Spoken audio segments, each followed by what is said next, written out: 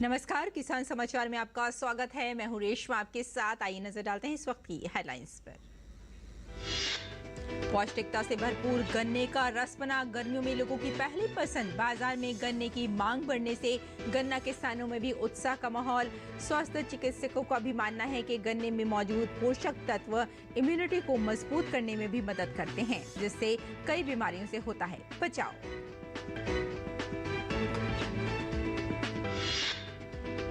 हींग की खेती भी बन सकती है किसानों के लिए फायदे का सौदा। हींग की रुपाई के लिए अगस्त से सितंबर के बीच का महीना माना जाता है सबसे उपयुक्त। गर्मियों में करेले की खेती किसानों के लिए बनी वरदान। किसान करेले की खेती के लिए आर्का हरित नामक करेले के बीज का सबसे ज्यादा कर रहे हैं इस्तेमाल। वहीं आयुर्वेद में करेले के सेवन को बताया गया है वरदान। डिजाइनर मटकी और मिट्टी की बोतल गर्मियों में बनी लोगों की पहली पसंद। लोगों को फ्रिज से ज्यादा मटके का पानी है पसंद। ग्राहकों को आकर्षित करने के लिए कारीगरों ने भी पारंपरिक बर्तनों को बनाया पहले से ज्यादा आकर्षक।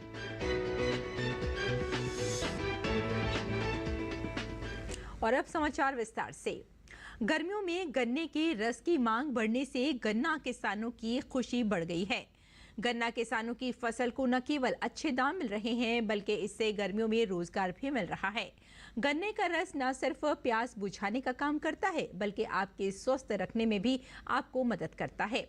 गन्ने का रस पोषक तत्वों से भरपूर होता है। स्वास्थ्य चिकित्सकों का भी मानना है कि गन्ने में मौजूद पोषक तत्व इम्यूनिटी को मजबूत करने में भी मदद करते हैं, जिससे कई बीमारियों से बचाव होता है।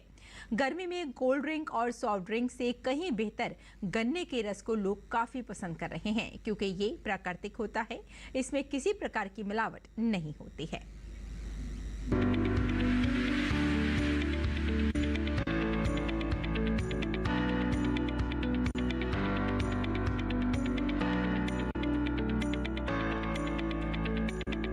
गर्मियों के मौसम में देश के अलग अलग हिस्सों में सड़कों के किनारों पर आप देख सकते हैं, इस तरह से ही गन्ने के जूस निकालने वाले लोग देखे जा सकते हैं, जहां पर लोग जमकर जूस भी पीते हैं, बात करते हैं। मनोज यादव, आप गन्ने का ठेला लगाते हैं, कैसे कितना पसंद करते हैं लोग? बहुत लोग पसंद करते हैं बाबू। ठंडा रहता है, ताज़ा नींबू बहुत ज़्यादा काम होता है। इसी बात रोजाना करीब कितना गिलास जूस निकाल लेते हैं लोग? वह 100-150 गिलास, 200 गिलास ऐसे होगा।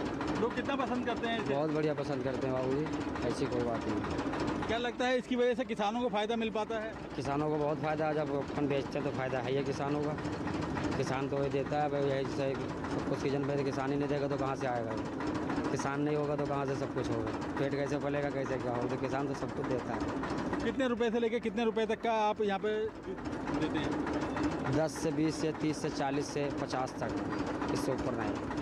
रोजाना करीब मंडी से कितना गन्ना लेकर आते हैं आप? 2 कुंटल 3 कुंटल, दूसरे दिन तीसरे दिन लेके आते हैं। हाँ जी, ताज़ा मिलता है माल? ताज़ा माल मिलता है। गाड़ी आती है, डेली आती है मंडी में गाड़ी, साहिबाबाद मंडी में, वहाँ से लाते हैं राजू के वहाँ से। कुछ लोग हमारे साथ हैं, बात करते हैं। सर, क्या कहेंगे, गन्ने का जूस पी रहे थे? अच्छा है गन्ने का जूस।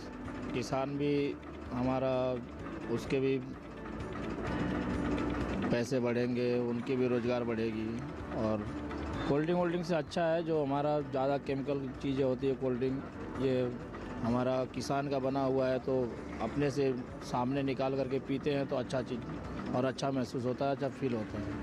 कहीं ना कहीं गन्ने का जूस पीकर तो लोग काफ़ी उत्साहित नज़र आते हैं, क्योंकि एक तो गर्मियों के अंदर ये ताजगी देता है, दूसरा ये कहीं ना कहीं सीधा किसानों को फ़ायदा पहुंचाता है, क्योंकि जितना गन्ने का जूस पिया जाएगा, लोग गन्ने की खपत करेंगे, उतना फ़ायदा ही किसानों को पहुंचेगा। कैमरामैन सुमित नौडियाल के साथ गिरीश निशाना, DD न्यूज, नोएडा। गन्ना किसानों के लिए एक अच्छी खबर और है। भारत के गन्ने की मांग दूसरे देशों में भी काफ़ी बढ़ गई है। लेकिन गन्ना हो या कोई भी फसल, इसकी बेहतर उपज के लिए बीज की क्वालिटी बेहतर होना जरूरी है। शोध संस्थान फसलों के बीज विकसित करने पर लगे रहते हैं। कोशिश रहती है कि ऐसी फसलों को विकसित किया जाए जो कि बारिश, गर्मी की मार अधिक झेल सके। भारतीय गन्ना अनुसंधान संस्थान ने गन्ने की 3 नई ऐसी ही प्रजातियां विकसित की हैं। ये प्रजातियां कई प्राकृतिक आपदाओं को झेलने में सक्षम होंगी, साथ ही किसानों की इनकम बढ़ाने में भी मददगार साबित होंगी। गन्ना किसानों के लिए कालिख 11,206 प्रजाति काफी लाभदायक साबित हो सकती है। इस प्रजाति के गन्ने की लंबाई थोड़ी कम और मोटी अधिक है। इस गन्ने की बुआई पंजाब, हरियाणा और उत्तराखंड में की जा सकती है। यहाँ का मौसम इस किस्म के लिए अनुकूल है। इस किस्म के गन्नों का रंग हल्का पीला होता है। किसानों को इस किस्म की गन्ना खेती से प्रति हेक्टेयर 91.5 टन पैदावार मिलेगी। साथ ही ये प्रजाति लाल सड़न रोग से लड़ने में भी सक्षम है। वहीं दूसरी किस्म कोलक 09204 है। इस प्रजाति की बुआई उत्तराखंड, पंजाब, राजस्थान, हरियाणा, पश्चिमी उत्तर प्रदेश में की जा सकती है। यहाँ का मौसम और मिट्टी इस प्रजाति के लिए अनुकूल है। इसका रंग हरा और मोटाई थोड़ी कम होती है। इससे प्रति हेक्टेयर 82.8 टन उपज मिल जाती है। वहीं तीसरी गन्ने की किस्म है कोलक 14201 और इस प्रजाति की बुआई उत्तर प्रदेश में की जा सकती है। इस प्रजाति का गन्ना पीले रंग का होता है। 1 हेक्टेयर में इसकी पैदावार 95 टन गन्ना प्राप्त होगा। किसान इससे अच्छी पैदावार पा सकते हैं। आगे बढ़ते हैं। दुनिया में भारतीय व्यंजनों और मसालों को सबसे ज्यादा पसंद किया जाता है। वहीं सभी जानते हैं कि प्राचीन समय से ही भारत में पाक कला में हींग का उपयोग किया जाता रहा है। अब देश के किसान कैसे हींग की खेती करके न केवल दोगुना मुनाफा कमा सकते हैं, बल्कि इस खेती से वो हींग का व्यापार भी कर सकते हैं। हींग की रुपाई के लिए भारतीय जलवायु के मुताबिक अगस्त से सितंबर के बीच का महीना सबसे उपयुक्त माना जाता है, लेकिन इसके आसपास के महीने में भी इसकी रुपाई की जा सकती है। हींग सौंफ की प्रजाति की होती है और ये ईरान मूल का एक पौधा होता है। भारत में हींग कश्मीर और पंजाब के कुछ हिस्सों में पैदा होती है। हींग प्रजाति के पौधे हींग की लंबाई 1 से 1.5 मीटर तक होती है। हींग को इसके पौधे की जड़ से निकाले गए रस से बनाया जाता है। एक बार जब हींग के पौधों की जड़ों का रस निकाल लिया जाता है, तब से ही इसको बनाने की प्रक्रिया शुरू होती है। खाने लायक हींग को गोंद, स्टार्च मिलाकर छोटे छोटे टुकड़ों में तैयार किया जाता है और तब कहीं जाकर हींग तैयार होती है। हींग के पौधों को छायादार जगह पर रखा जाता है। भारत में सबसे पहले हींग की खेती हिमाचल प्रदेश में सुदूर लाहौल घाटी के किसानों ने की थी। किसानों ने पालमपुर स्थित CSIR संस्था के द्वारा विकसित कृषि प्रौद्योगिकी की मदद से इसकी खेती शुरू की थी। और गर्मियों में करेले की सब्जी और उसके रस का सेवन शुगर की बीमारी में काफी लाभदायक होता है। ऐसे में किसान गर्मियों में करेले की खेती से कम लागत में ज्यादा मुनाफा कमा सकते हैं। अगर किसान करेले की खेती के लिए आर्का हरित नामक करेले के बीज की खेती करें तो उन्हें बेहतर परिणाम मिलेंगे। इस बीज से निकलने वाले पेड़ से प्रत्येक बेल में करीब 50 फल तक प्राप्त होते हैं। आर्का हरित करेले के बीज से निकलने वाला करेला काफी लंबा और लगभग 100 ग्राम तक का होता है। करेले की 1 एकड़ में लगभग 50 क्विंटल तक की अच्छी पैदावार इससे प्राप्त की जा सकती है। खास बात यह है कि इस करेले के फल में ज्यादा बीज नहीं पाए जाते हैं, जिससे इसे सब्जी के लिए बड़े शहरों में ज्यादा पसंद किया जाता है। गर्म वातावरण करेले की खेती के लिए काफी बेहतरीन माना गया है। खेत में अच्छे जल निकास की सुविधा के साथ इसे बलुई दोमट मिट्टी में आसानी से लगाया जा सकता है। करेले की बुआई के लिए सबसे उचित समय बरसात के दिनों में मई-जून माना जाता है। खेत की तैयारी करते समय खेत को गोबर की खाद डालने के बाद में कल्टीवेटर से कटवाकर इसकी अच्छी तरीके से जुताई करके मिट्टी को भुरभुरा बनाते हुए इसमें पाटा लगवाकर समतल कर लें। बुआई से पहले खेत में नालियां बना लें और इस बीज का विशेष ध्यान रखें। खेत में जलभराव की स्थिति न बने, मिट्टी को समतल बनाते हुए खेत में दोनों तरफ की नाली बनाई जाती है। साथ ही खरपतवार को भी खेत से बाहर निकालकर जला दिया जाता है या फिर उसे गहरी मिट्टी में दबा दिया जाता है। 1 एकड़ में करेले की बुआई के लिए लगभग 600 ग्राम बीज पर्याप्त होता है। करेले की बीजों की बुआई करने के लिए 2 से 3 इंच का गहराई पर बोया जाता है। वहीं नाली से नाली की दूरी लगभग 2 मीटर और पौधों की दूरी लगभग 70 सेंटीमीटर होती है। बेल निकलने के बाद में मचान पर उसे सही तरीके से चढ़ा दिया जाता है। समय समय पर करेले की पौध को रोग और कीट से बचाव के लिए किसान विशेषज्ञों से सलाह लेकर कीटनाशक का प्रयोग करते हैं। कृषि वैज्ञानिकों की माने तो 1 एकड़ खेत में लगभग 30,000 तक की लागत किसान की आ जाती है और किसान को अच्छे मुनाफे के साथ लगभग 30,000 प्रति एकड़ का फायदा होता है।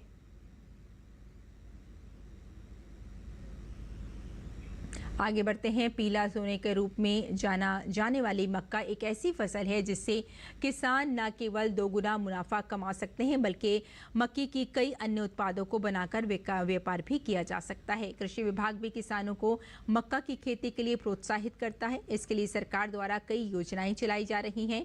दक्षिण बिहार में मक्का की खूब खेती की जाती है क्योंकि यहाँ वर्षा कम होती है। इस वजह से किसान ज्यादा पानी की जरूरत वाली फसलें नहीं उगा पाते हैं। यहाँ धान की रोपाई और कटाई देर से होती है। इसी कारण रबी मौसम में गेहूं लगाने में देरी होती है तथा उत्पादन कम मिलता है। उन्होंने कहा कि मक्के की खेती कर जलवायु परिवर्तन के दौर में फसल चक्र सुधारने में मदद मिलेगी एवं किसानों को अधिक मुनाफा होगा।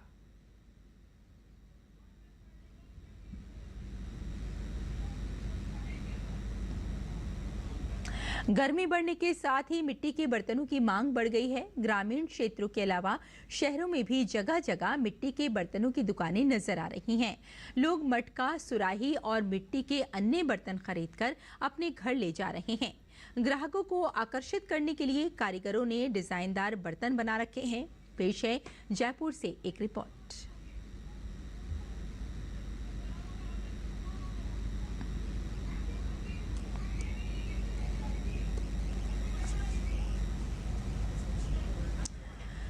आगे बढ़ते हैं। हर शहर या कस्बे की अपनी एक अलग पहचान होती है। कुछ पहचान शहर के अपने जायके को लेकर भी बनती है।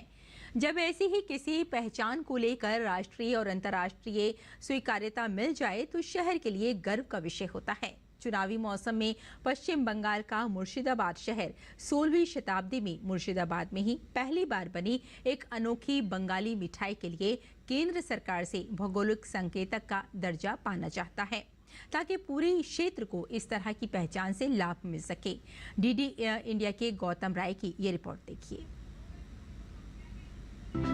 बंगाली अपने मीठे स्वाद और बढ़िया व्यंजनों के प्रति जुनून के लिए जाने जाते हैं। पश्चिम बंगाल में पनीर या छेने की मिठाइयों की विविधता मन को भा लेने वाली होती है। रसगुल्ला और गुलाब जामुन तो दुनिया भर में प्रसिद्ध हैं ही, लेकिन क्या आपने चना बोरा के बारे में सुना है?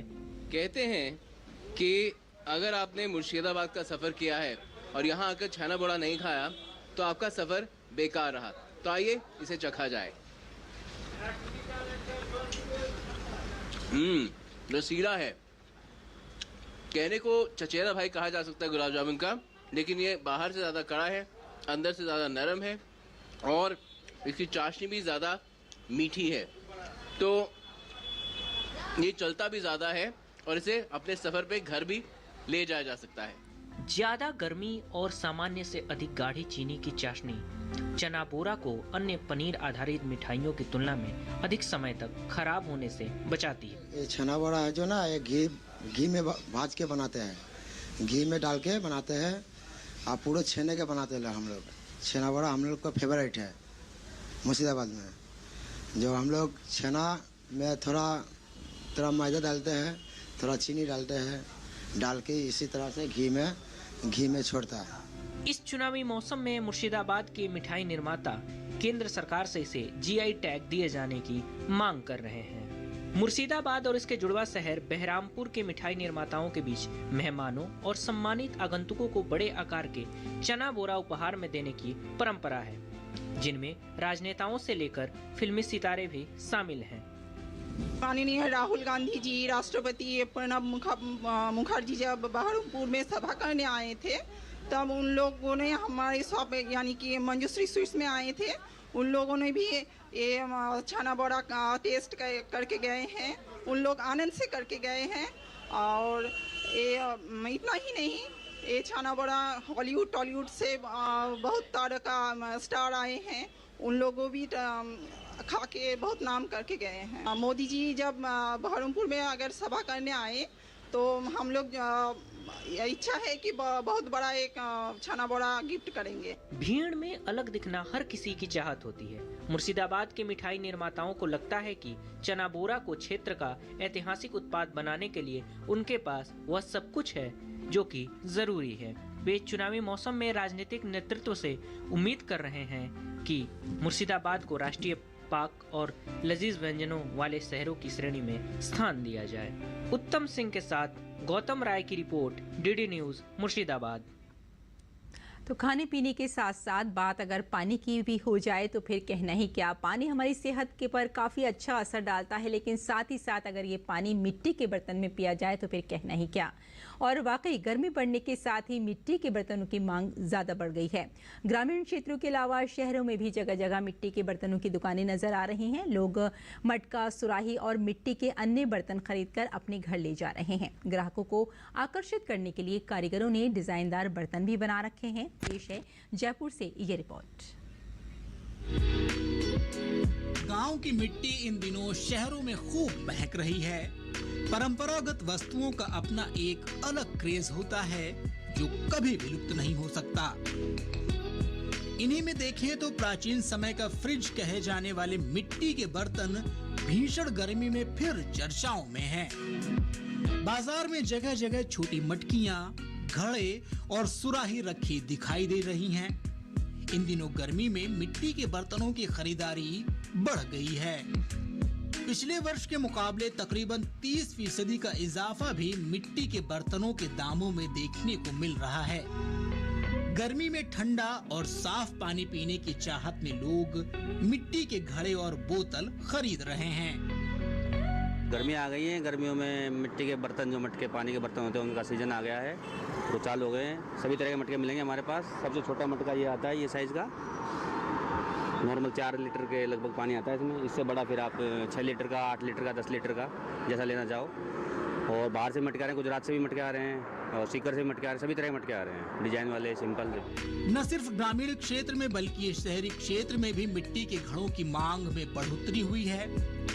वर्तमान में लगातार मिट्टी के बर्तनों की मांग को देखते हुए बर्तनों को बनाने वाले कारीगरों ने इन बर्तनों को बनाने में कई बदलाव किए हैं। बाजारों में मेहंदिया, कलेर, वालिदाद, उसरी, परासी सहित अन्य बाजार में मिट्टी के घड़े अधिक बिक रहे हैं। गर्मी के दौरान काफी लोग फ्रिज का पानी पीने के बजाय मटके का पानी पीना ज्यादा पसंद करते हैं। लोगों को आकर्षित करने के लिए बाजारों में मटकों को विभिन्न डिजाइनों में बनाया गया है, जो पानी ठंडा रखने के साथ ही आकर्षित भी करते हैं। अब इन मिट्टी के बर्तनों को समय की मांग के अनुसार डिजाइन किया जा रहा है। मिट्टी से बनी बोतलें लोगों के लिए आकर्षण का केंद्र बन रही हैं। ब्यूरो रिपोर्ट, दूरदर्शन समाचार, जयपुर। और किसान इस मौसम में कैसे रखें अपनी खेती का ख्याल, आइए जान लेते हैं।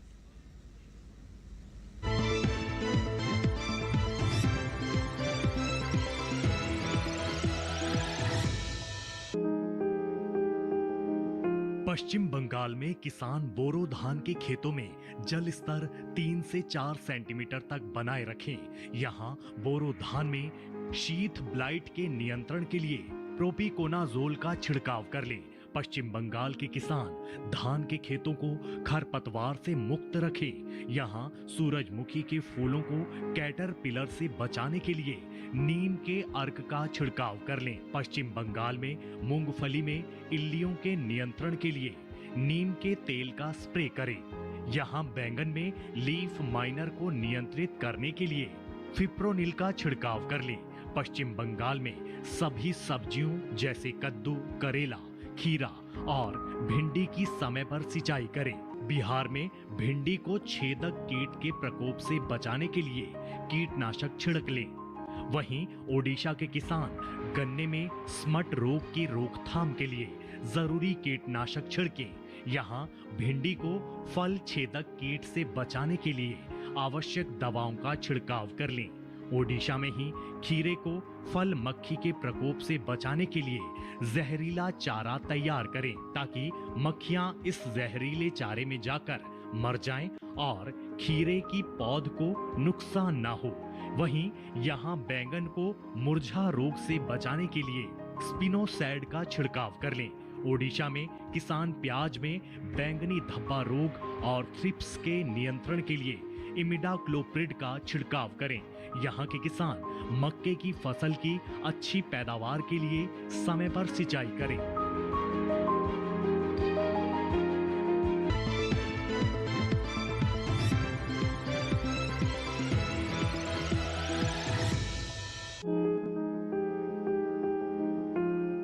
अच्छी पैदावार के लिए बेहतर किस्मों का चुनाव करना चाहिए। हरी मिर्च की पूसा सदाबहार एक उन्नत किस्म है।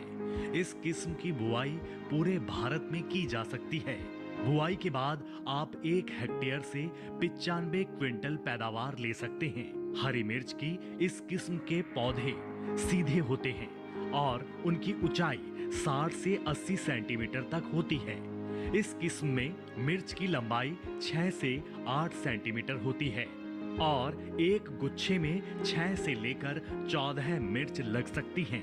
हरी मिर्च की पूसा सदाबहार किस्म रोपाई के 75 से 80 दिनों बाद तैयार हो जाती है। हरी मिर्च की बुआई के लिए 1 से 1.5 किलो बीज लें। बीजों की इतनी मात्रा 1 हेक्टेयर खेत के लिए काफी रहेगी। बुआई करते समय कतार से कतार की दूरी 45 से 60 सेंटीमीटर और पौध से पौध का फासला 30 से 45 सेंटीमीटर रखें। बुआई के तुरंत बाद पहली सिंचाई कर दें। इस समय 10 से 12 दिन के अंतराल पर फसल में सिंचाई करें, जबकि गर्मी के मौसम में हर 7वें दिन फसल में सिंचाई करना अच्छा रहता है। फसल में खरपतवार नियंत्रण के लिए समय समय पर खुरपी से निराई गुड़ाई करें। हरी मिर्च में आर्द्र गलन रोग होने का खतरा बना रहता है। इसके अलावा थ्रिप्स और माहू कीट भी लग सकता है। हरी मिर्च की फसल को रोगों से बचाने के लिए विशेषज्ञों की सलाह लेते रहें। ध्यान रखें कि दवा का छिड़काव संबंधित विशेषज्ञ की सलाह से सिर्फ प्रभावित जगह पर ही करना है।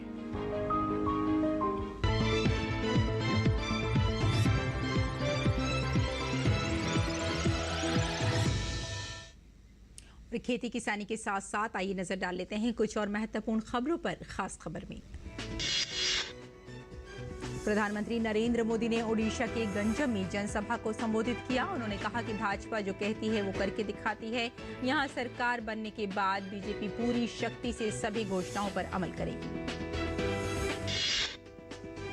महाराष्ट्र के पूर्व एटीएस प्रमुख हेमंत करकरे की हत्या पर कांग्रेस नेता विजय वडेट्टीवार के बयान पर वरिष्ठ अधिवक्ता और बीजेपी प्रत्याशी उज्जवल निकम ने प्रतिक्रिया दी है। उज्जवल निकम ने कहा कि विपक्षी नेता आधारहीन और झूठी बयानबाजी कर रहे हैं। बसपा सुप्रीमो मायावती ने जौनपुर लोकसभा सीट पर पूर्व सांसद धनंजय सिंह की पत्नी श्रीकला रेड्डी का टिकट काटकर इस सीट से मौजूदा सांसद बसपा सांसद श्याम सिंह यादव को प्रत्याशी बनाने का निर्णय लिया है। उत्तर प्रदेश के फतेहपुर सीकरी से भाजपा विधायक चौधरी बाबूलाल मुश्किल में फंस गए हैं। वो पार्टी लाइन से हटकर निर्दलीय प्रत्याशी के रूप में लोकसभा चुनाव लड़ रहे हैं और अपने बेटे का प्रचार करने में व्यस्त थे। इसके अलावा वे लगातार बीजेपी प्रत्याशी राजकुमार चाहर को भी खुलकर विरोध कर रहे हैं। इसके चलते बीजेपी ने विधायक बाबूलाल को कारण बताओ नोटिस जारी किया। उत्तर प्रदेश के अमेठी में कांग्रेस कार्यालय के बाहर तोड़फोड़ की खबर है। मौनीगंज इलाके स्थित पार्टी कार्यालय के बाहर 6 से अधिक गाड़ियों के शीशे तोड़े गए। घटना के बाद इलाके में स्थिति तनावपूर्ण हो गई। तोड़फोड़ की इस घटना से पार्टी कार्यकर्ताओं में रोष है। जम्मू कश्मीर नेशनल कॉन्फ्रेंस प्रमुख फारूक अब्दुल्ला ने कहा कि पाकिस्तान ने चूड़ियां नहीं पहन रखी हैं। पाकिस्तान के पास भी एटम बम है और दुर्भाग्य से वो बम हम पर ही गिरेगा। फारूक अब्दुल्ला ने ये बयान रक्षा मंत्री राजनाथ सिंह के बयान की प्रतिक्रिया में दिया। बीआरएस नेता के कविता को कोर्ट से झटका लगा है। राउज एवेन्यू कोर्ट ने के कविता की जमानत याचिका खारिज कर दी है। दिल्ली शराब घोटाले के मामले में ये याचिका खारिज हुई है। स्पेशल जज कावेरी बावेजा की अदालत ने ये फैसला लिया है। आईसीएसई बोर्ड ने कक्षा 10 और कक्षा 12 के परीक्षा परिणाम घोषित कर दिए हैं। कक्षा 10 और कक्षा 12 दोनों परीक्षाओं में इस साल रिकॉर्ड संख्या में छात्र उत्तीर्ण हुए हैं। कक्षा 10 में जहां 99.47% छात्र उत्तीर्ण हुए, वहीं कक्षा 12 में 98.19% छात्र उत्तीर्ण हुए। पंजाब के अमृतसर जिले के पाकिस्तान से सटे सीमावर्ती इलाके में बीएसएफ को एक ड्रोन मिला है। बीएसएफ ने कहा कि 5 मई को बीएसएफ की खुफिया विंग को अमृतसर के सीमावर्ती क्षेत्र में गेहूं की खेत में एक ड्रोन मिला था, जिसके बाद संदिग्ध इलाके में व्यापक तलाशी अभियान चलाया। प्रवर्तन निदेशालय झारखंड की राजधानी रांची में कई ठिकानों पर छापेमारी। वीरेंद्र राम मामले में झारखंड के ग्रामीण विकास मंत्री आलमगीर आलम के पीएस संजीव लाल के घरेलू सहायक से भारी मात्रा में नकदी बरामद। जम्मू कश्मीर के पुंछ जिले में शनिवार को हुए आतंकी हमले के बाद राज्य जांच इकाई ने 2 आतंकियों के खिलाफ फोटो स्केच जारी किया। साथ में 20 लाख रुपए की इनाम राशि की घोषणा भी की गई है। पुंछ में आतंकियों द्वारा भारतीय वायुसेना के वाहनों के काफिले पर हुए हमले में पंजाब के पूर्व मुख्यमंत्री और कांग्रेस नेता चरणजीत सिंह चन्नी ने इसे पॉलिटिकल स्टंट करार दिया है। उन्होंने कहा कि जब भी चुनाव आते हैं तो ऐसे स्टंट खेले जाते हैं और बीजेपी चुनाव जीतने का रास्ता तैयार करती है।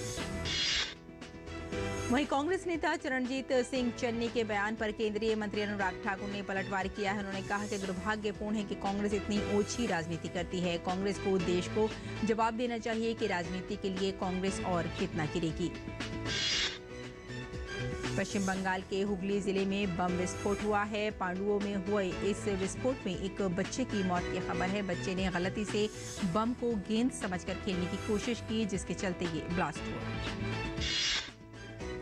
तिरुचिरापल्ली के श्री रंगम के श्री रंगनाथा स्वामी मंदिर में वार्षिक चिथिराई रथ महोत्सव के अवसर पर बड़ी संख्या में भक्तों ने पूजा अर्चना की। हजारों भक्तों ने भगवान नाम पेरुमल की शोभा यात्रा में भाग लिया। तो किसान समाचार में फिलहाल इतना ही। अनुमति दें। नमस्कार।